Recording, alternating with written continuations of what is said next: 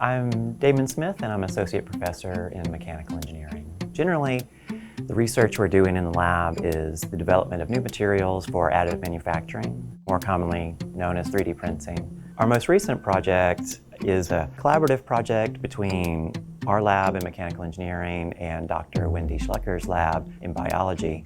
And so for this project, we're looking at 3D printing objects with antimicrobial surfaces. What we're trying to do is tweak some of the parameters of 3D printing to see if we can reduce the bacterial adhesion. And then the second part is adding silver nanoparticles and seeing if that helps inhibit bacterial growth altogether. These surfaces can be used for orthotics, casts, splints, multiple different kinds of medical applications. I actually had contacted Dr. Smith prior to this opportunity because he did do a lot with biomedical engineering. That's something that I have a big interest in. For the project, we're mixing different biocompatible polymers with our nanomaterials, and then we dry that and granulate it, and we use it for feedstock for extruding filament that could be used for 3D printing. Once we have that material, we create a digital model for our test specimens, and then we print that model, and we design the process so that we get different surface textures.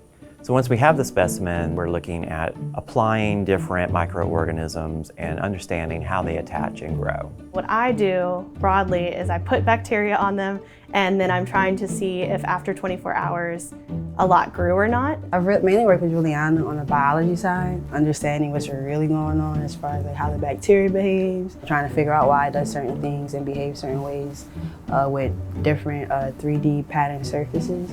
It's really been a thing of just trial and error and just seeing what works and what doesn't work, being that this isn't something that has been done before. The exciting part about this research to me is that it's kind of new, it's very exciting, it's something new to me because I never really ventured into this when I was an undergrad.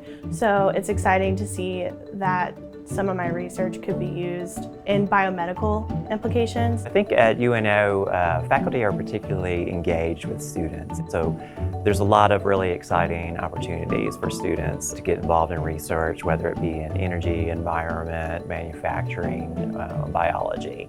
And so I think that's really unique here at UNO.